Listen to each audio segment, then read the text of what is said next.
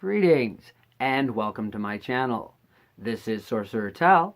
You can also find me on Facebook in the Sorcerer's Guild. Today on Magical Theory, we're going to be discussing curse work. Now, the first thing that you need to decide when considering to cast a curse is it your best option? Moral implications aside, sometimes it's better just to perform a banishing if you want to get rid of the person. Or, alternatively, you could actually just bless the person. Like I said, moral implications aside, there are other reasons that you might want to consider a blessing rather than a curse, even if you feel the person deserves bad things to happen to them. This is because when you cast a curse, you are intentionally causing something bad to happen to that person. Now, even if they have no spell work to defend themselves with, they are going to try to resist the bad thing to happen from happening through mundane means, if nothing else. If you are trying to make them lose their job and go away, or someone at work and you want them to lose their job so that you don't have to put up with them at work anymore, well, they're going to do everything they can to try to keep their job, yeah? Now, alternatively, if you cast a blessing that they would get offered a better job somewhere else, well, they're not going to resist that. They're going to go out of their way to help you achieve your goal, which is getting rid of them. So, sometimes a blessing, although it might not be as satisfying, is the path of least resistance and ultimately gets you where you need to go. And as a side note, vengeance, in my opinion, is unproductive. And it definitely is one of the things that causes negative energy to cling. When you focus on vengeance, you draw negativity into yourself because you are focusing on the bad thing that happened to you that you want this vengeance for. You are dwelling on your own harm. So, vengeance isn't productive. Vengeance is a way of keeping yourself in with the curse. So, if vengeance is your motive, you might want to consider more mundane means of achieving your aim. Okay, so let's talk a little bit about karma then before we go any farther. In some of the Western traditions, we have this concept of the threefold law, the Wiccan Rede. These ideas are really only true if you believe in them. Okay, that type of karma, it isn't a universal law. It is something that we are taught to keep us from casting baneful magics. And perhaps there's reason behind that, but it is more a spell that has been cast on you that requires your belief. If you believe in the threefold law, you are subject to it. If you aren't, then you won't be. In fact, the original idea of karma, the way I understood it as I studied it, was that it is more about living within your fate, living within your nature, which then links you to your fate. And karma is actually a flow of fate. And if you live within your nature, then you live within your fate, which will allow you to have a fulfilling and therefore good life, which, of course, in that idea then allows you to have a little bit better reincarnation. Now, I'm not even sure if I believe that you're going to get a better next life if you have good karma, but if it is your nature to defend yourself, then sometimes casting a curse could then be good karma. If it is your nature to protect people, and casting the curse is something you are doing because there is no other way to prevent a greater harm, then perhaps this is good karma as well. Okay, so now that we've covered that, let's talk a little bit about your first decision with a curse. And that is, do you want the target to know? If you can predict their reaction, no matter what it is, you want them to know. Because you can tailor your spell to that reaction, and that's how you're going to create your link. A curse only really becomes real when the person reacts to it. That puts it in their world. That puts it in their reality, and that makes it real to them. So to do that, you want them to know. Now, a lot of people don't like people to know that they are being cursed. There are reasons for that. Like if the person is a spellcaster and you don't want them to put their defenses up, or doubt can be a factor in why people choose not to let the person know, or simply other repercussions that could come about, even if they do believe in the curse, and even if it begins affecting them, they might then beat the crap out of you. If it's someone that you think could physically harm you. So there are reasons not to tell them. And there are ways, to, of course, to cast an effective curse without the person knowing. But ideally, I feel it's best for them to know, because that gets them to react and creates further potency. Even if they're doubting, you can specifically tailor the spell to that doubt, as long as you can get it to where it's in their mind, where they will doubt it. Once in a while, they're like, ha, yeah, right, he didn't curse me. Ah, well, now you've thought of it. That helps create the link. If you can make them laugh, well, even if they don't believe in it, when something bad happens, they'll think to themselves, ha, man, that's probably because he cursed me. Well, he just thought of it.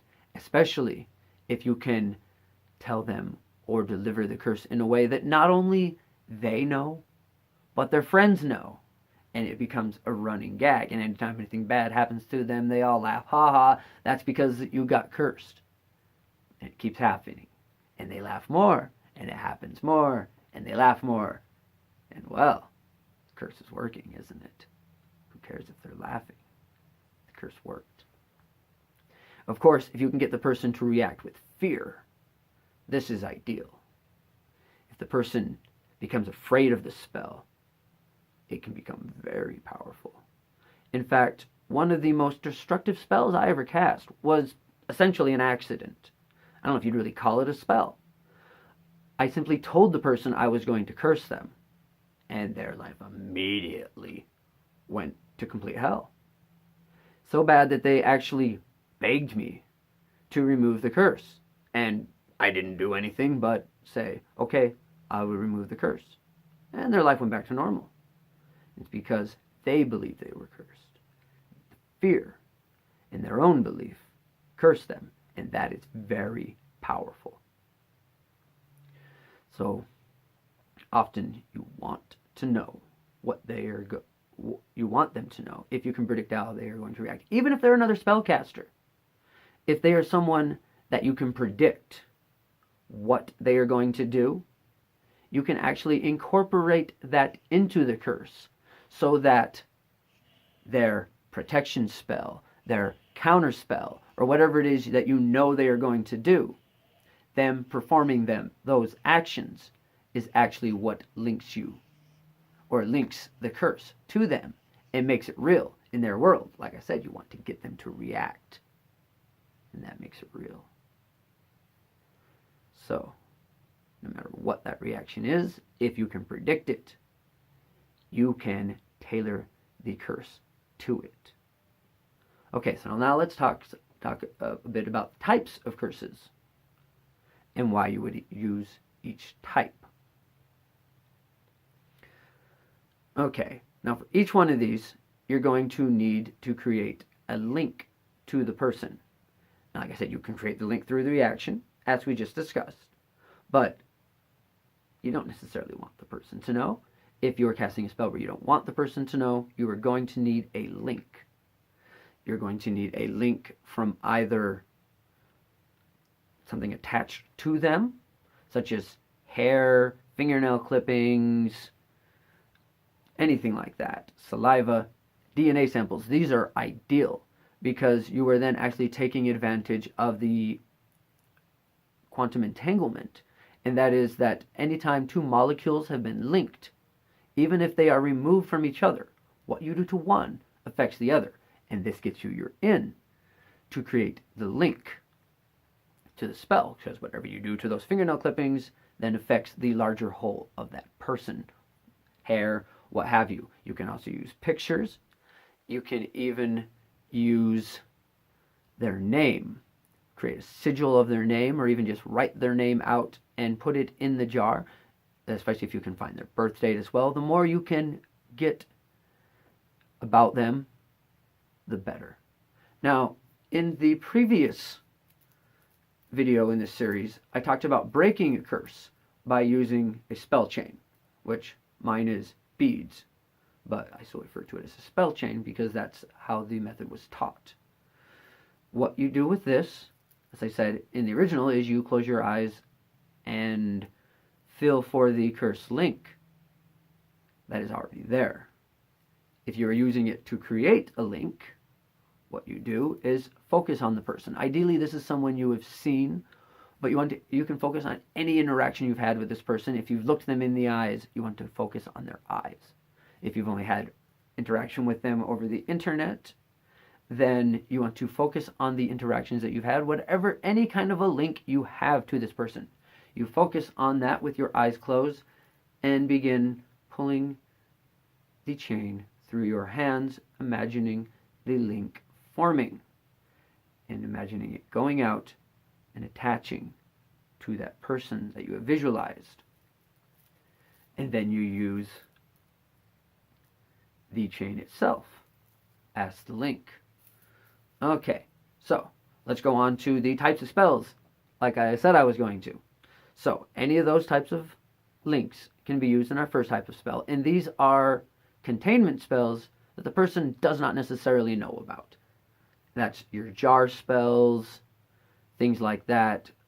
Some versions of thread work for curses will be used this way. And what you do is you put the sample into the object. Let's talk about jar spells. You put the sample into the jar, and then you add components to the jar that are symbolic of what you want to happen. So, if the person is clumsy, you're trying to make them have an accident, then you would add things for confusion. You could actually just pour alcohol and painkillers, anything like that, into the bottle with the sample. And then you can add deliriants, poisonous herbs, thorns, anything with a negative energy pattern. But you do want to add some things that are going to be specifically linked to what you're trying to affect. If the person has health problems, specifically say it's their kidney, you could actually put a beef kidney or a beef liver, if it's their liver, or beef heart, pig heart, into the jar, and that would help affect that particular organ. A lot of times with the jars, the last thing that you will be adding is your own urine.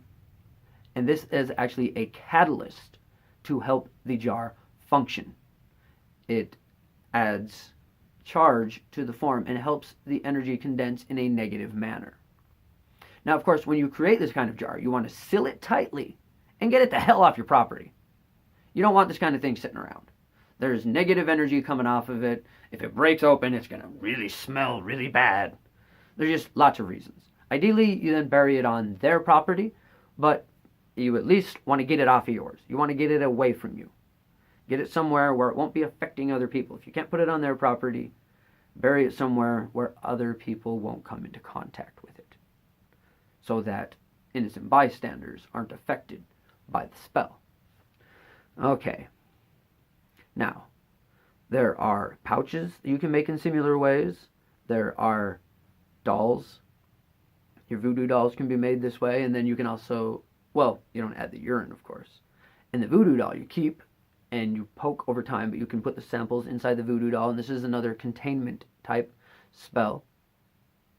And those are ones that you hang on to. You can make the thread, you actually wrap, you can put the threads, you can put the person's sample into anything, or even just hold it and then begin wrapping thread around it and speaking your intent.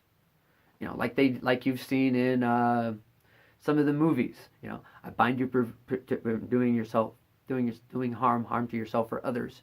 But you could say, with this knot, I curse you to break your leg. With this knot, I curse you to break your leg. Whatever it is you want to do, that's just make your statement of intent while tying thread around the sample can be enough for thread type work. And these are different examples of containment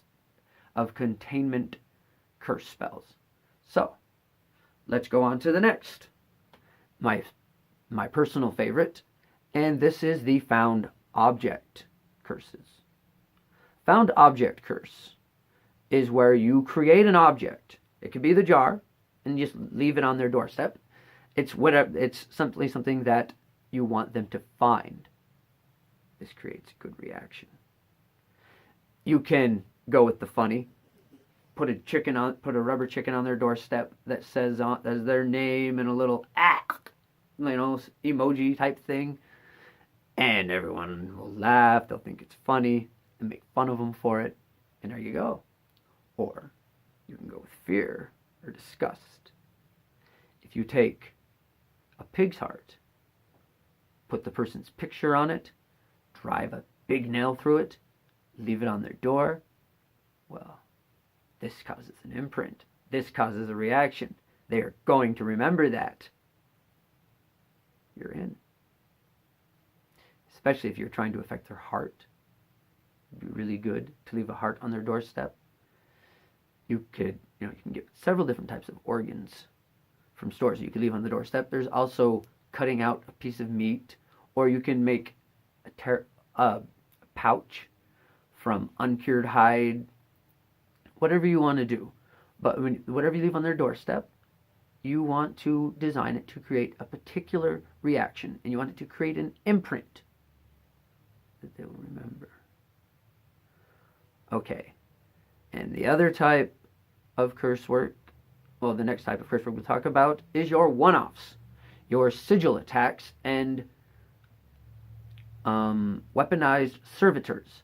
This is where you create a sigil of intent and then put it on their target, then put it on, and then wrap it around the target sample, or send the servitor out to them. The nice part about using a servitor is you don't necessarily need to have more of a link than knowing who you're talking about and being able to visualize them, because you can create a weaponized servitor, and that's a created being, give it its sigil, release it to do its task, visualize the person, and it will go out and perform its task of the curse. You can even create a replicating servitor that is instructed to house itself inside of them and continue the attack. This is a great one if you are attacking health of a particular organ, or for clumsiness, you can actually have it go into their foot and replicate itself and keep trying to cause them to misstep. Okay, the last type we will talk about is the Booby Trap type. This is where you put goofer dust, where you expect the person to walk, or go away powder, hot foot oil, anything like that. I actually don't recommend these types of spells. It's a very easy chance for them to misfire. Even if you are sure of who is going to walk through, and you have it set so that the first person that walks through is going to break up the whole line, and the next person isn't going to get anything onto them, you can never be sure. Trap spells can be unpredictable, and in my opinion should only be used as a last resort.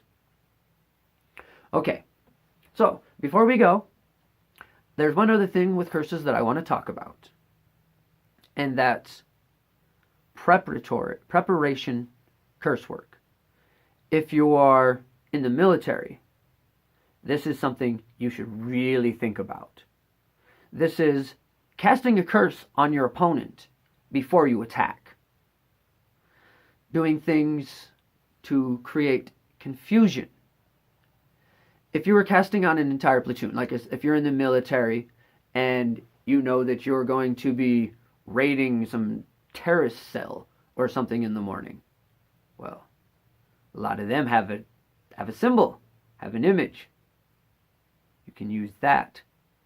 Put it in the bottom of a jar, pour a bunch of alcohol, sleeping pills, deliriants, whatever you can come up with. Stuff that's going to make them so that they are confused. And the next day, when you go into battle against your opponents, they're going to be confused. When doing that type of thing, I highly recommend targeting their communications. If you are someone who is in the military, or even perhaps a chaplain for the military, and you are doing work for your guys that are going out in the field, consider cursing the enemies. It helps. It helps a lot. Or, of course, if you're going to get in a fight with an individual, you can do this as well. You can focus on spells to make them weak that day, on having vision problems, or even just not noticing you if you're intending to take them by surprise.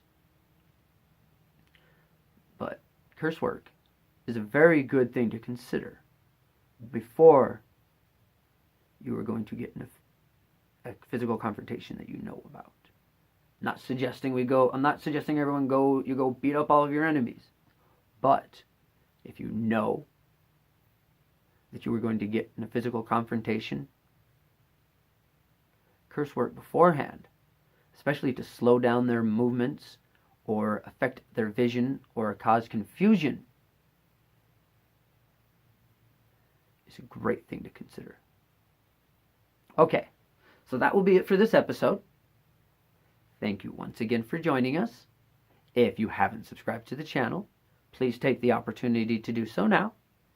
And don't forget to join us on Friday, where I will be doing another demonstration for the Sorcery in Action series.